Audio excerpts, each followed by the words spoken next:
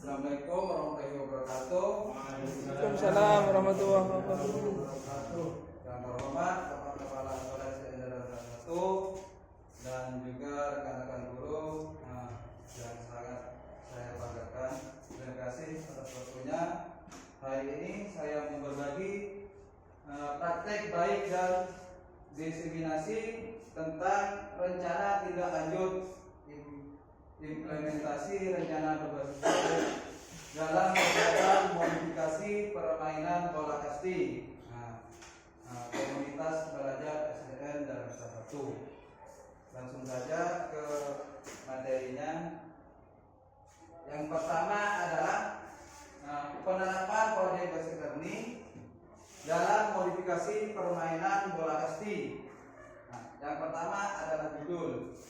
Judul di sini saya mengambil kasti kreatif merangkai senang dan bergerak. Jadi judulnya ini sudah jelas.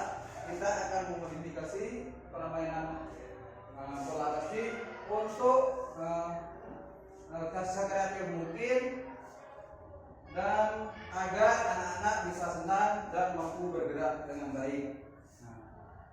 Arti PJBL dalam modifikasi permainan ini adalah pendekatan pembelajaran yang berpusat pada peserta didik untuk membuat suatu proyek. Jadi di sini ditekankan untuk melibatkan peserta didik dalam merancang pengembangan permainan bola kasti yang dimodifikasi sesuai kebutuhan, kondisi dan kreatif mereka. Jadi modifikasinya ini disesuaikan dengan kebutuhan peserta didik.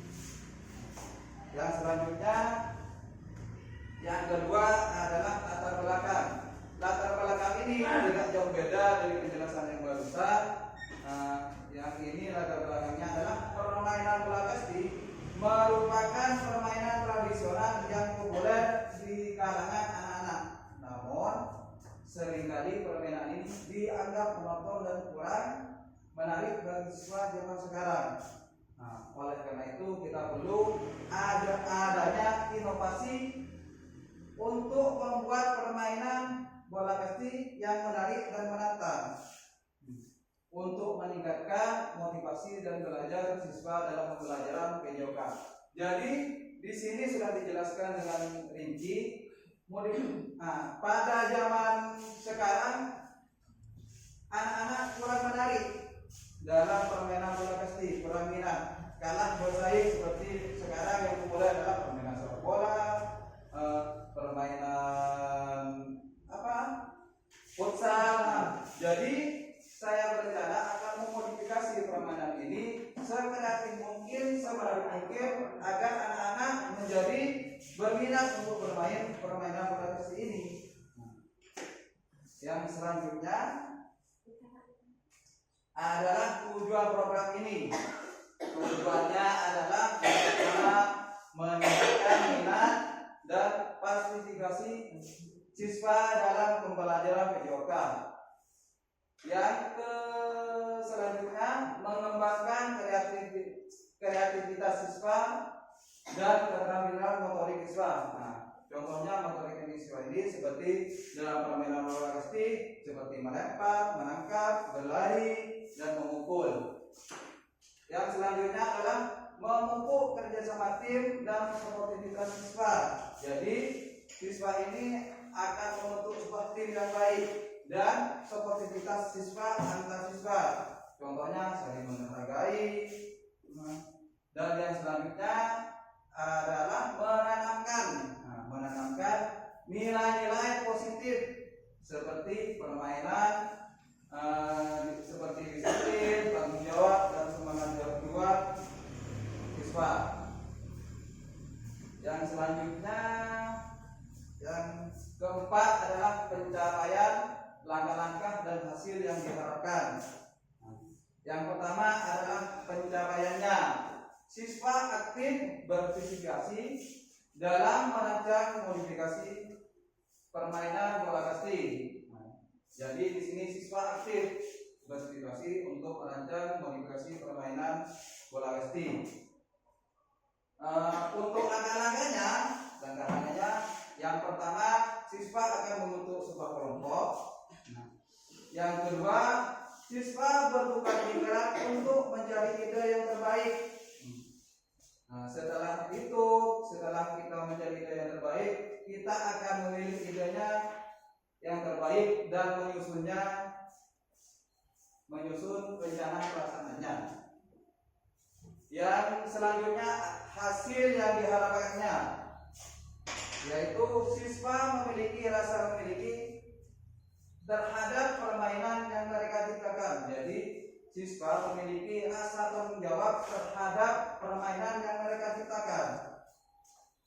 Nah, yang selanjutnya adalah yang kedua, siswa mampu menjelaskan aturan permainan yang telah dimodifikasi. Nah, di sini adalah siswa ini adalah mampu. Jadi siswa ini mampu menjelaskan modifikasi tersebut kepada teman-temannya. Nah, yang selanjutnya adalah langkah-langkahnya.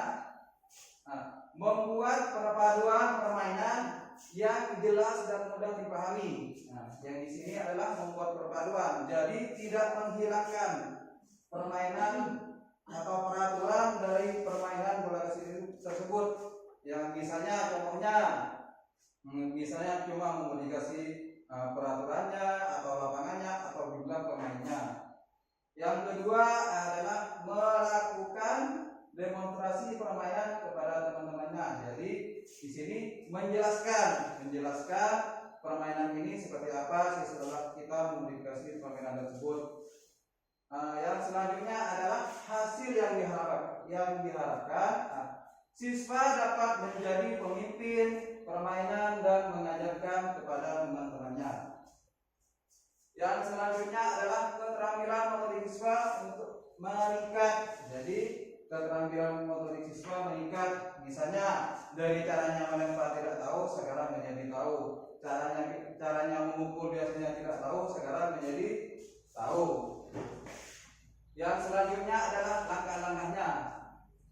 Melakukan pemanasan bermain. Jadi sebelum melakukan aktivitas olahraga, perlunya kita harus melakukan pemanasan agar meminimalisir terjadinya cedera.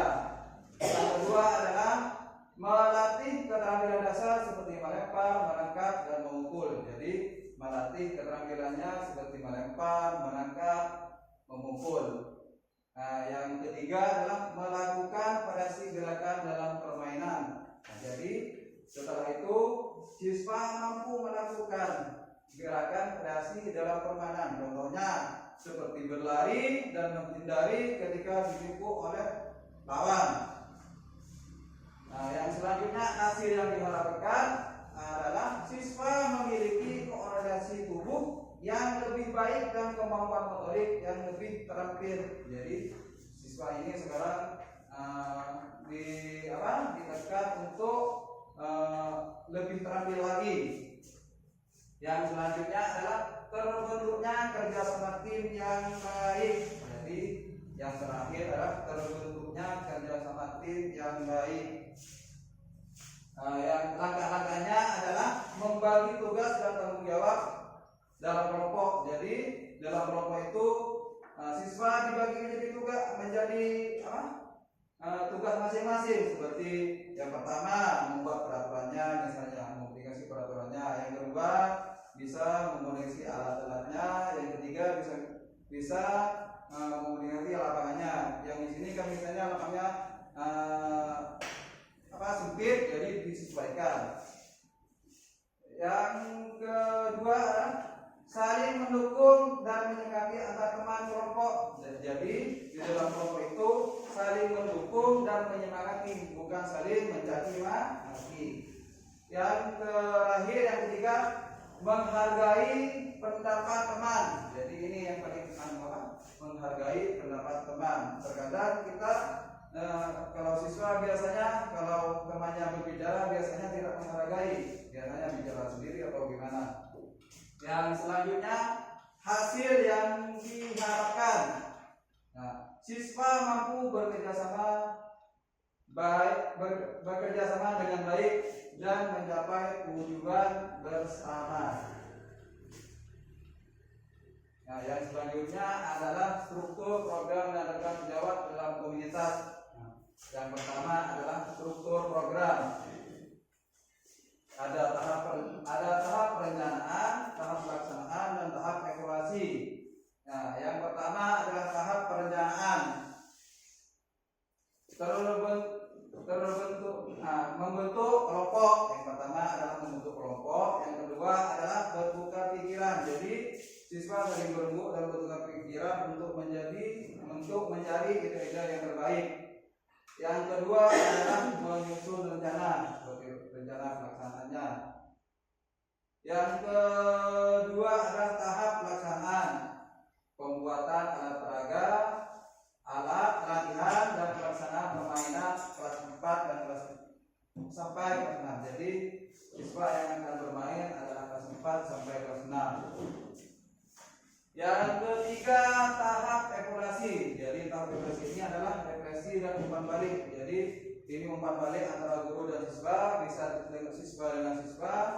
Nah, yang selanjutnya adalah rekam sejawat. Rekam sejawat itu adalah semua guru di SDN Komunitas 1 diharapkan berpartisipasi juga, dukungan dari orang tua, semua siswa dan juga semua siswa SDN dari kelas 1. Yang selanjutnya adalah pernyataan tentang kapasitas yang dimiliki kelas atau sekolah. Yang pertama adalah sumber daya, yaitu yang tersedia adalah lapangan halaman sekolah, yaitu yang kedua alat olahraga, yang ketiga adalah ruang kelas untuk berdiskusi. Yang selanjutnya adalah minat siswa. Siswa memiliki minat yang tinggi terhadap kegiatan dan permainan. Jadi minat siswa itu penting untuk melaksanakan pelaksanaan ini. Yang selanjutnya adalah hubungan guru dan orang tua. Jadi di sini hubungan guru dan orang tua itu sangat penting untuk melakukan hubungan guru dari siswa guru BYK dan orang tua siswa. Yang selanjutnya adalah evaluasi, rencana evaluasi. Yang pertama adalah evaluasi proses, yang kedua hasil, yang ketiga program. Jadi yang pertama dari evaluasi itu adalah observasi kegiatan selama kegiatan. Jadi observasi selama kegiatan. Yang kedua adalah dengan wawancara kepada siswa. Jadi wawancaranya dengan siswa. Yang ketiga adalah evaluasi hasil. Nah, kita membuat angket proposal siswa dan tes keterampilan motorik siswa. Yang selanjutnya adalah evaluasi program, analisis data, dan juga refleksi bersama. Jadi dilakukan analisis data juga evaluasi bersama. Yang selanjutnya, yang terakhir ini kayaknya kemungkinan tantangan yang akan terjadi pada saat pelaksanaan. Yang pertama adalah kurangnya kreativitas siswa, yaitu beberapa siswa mungkin kesulitan dan menghasilkan ide-ide kreatif. Nah, jadi dari setiap siswa mungkin akan kesulitan untuk mengeluarkan ide-idenya. Yang kedua adalah perbedaan kemampuan. Di sini jadi sudah jelas terdapat perbedaan kemampuan motorik siswa antara siswa dari satu dan ke satu. Misalnya, contohnya, yang pertama bisa mengukur, yang kedua tidak bisa. Itu ada juga perbedaan, termasuk perbedaannya juga. Yang selanjutnya adalah keterbatasan waktu. Waktu yang tersedia untuk pelaksanaan proyek ini sangat terbatas. Jadi ini mungkin bisa kemungkinan jadi tantangan juga. Yang selanjutnya adalah perubahan cuaca. Nah, jadi perubahan cuaca ini sangat riskan.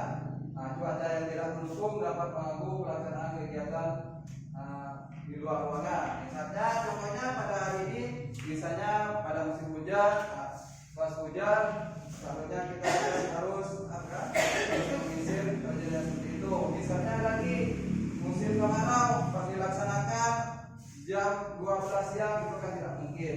Harus melihat kondisi cuaca juga. Yang selanjutnya adalah solusinya. Solusinya adalah memfasilitasi brainstorming atau bertukar pikiran, menyediakan berbagai stimulus untuk merangsang kreativitas siswa. Yang selanjutnya adalah membuat kelompok yang heterogen. Jadi membuat kelompok yang heterogen, tidak membuat kelompok dari segi kemampuan. Misalnya yang di sini yang dijelaskan menggabungkan siswa dengan kemampuan yang berbeda dari satu kelompok. Jadi misalnya pas dijatuhkan ke kelompok yang tahu sama tahu, yang tidak tahu dengan tidak tahu, maka permainan ini tidak akan jalan. Jadi yang di sini jadi kita gabungkan dari yang tahu berkelompok dengan yang tidak tahu, seperti itu. Maka siswa akan terangsang untuk melakukan aktivitas ini. Yang selanjutnya adalah membuat jadwal yang fleksibel, menyesuaikan jadwal dengan kondisi cuaca seperti yang saya jelaskan tadi. Yang terakhir adalah menyediakan alternatif kegiatan, menyiapkan kegiatan alternatif yang dapat dilakukan di ruangan jika cuaca tidak memungkinkan. Jadi yang terakhir ini menyediakan alternatif, misalnya sudah di luar hujan, misalnya sudah tidak bisa melaksanakan, kita laksanakan di dalam ruangan. Jadi perlu modifikasi lagi gimana agar pelaksanaan ini terlaksana dengan perencanaan yang matang dan dukungan dari semua pihak. Proyek modifikasi permainan kasih ini diharapkan berjalan dengan dan memberikan manfaat yang besar bagi siswa. Mungkin hanya itu yang dapat saya sampaikan. Mungkin ada suatu hal-hal yang kurang berkenan dan mungkin ada hal-hal yang tidak nanti bisa ditanyakan nanti. Sebelum saya tutup, saya mau memberikan lembaran ini untuk umpan balik terhadap saya. Bisa ditulis di buku ini.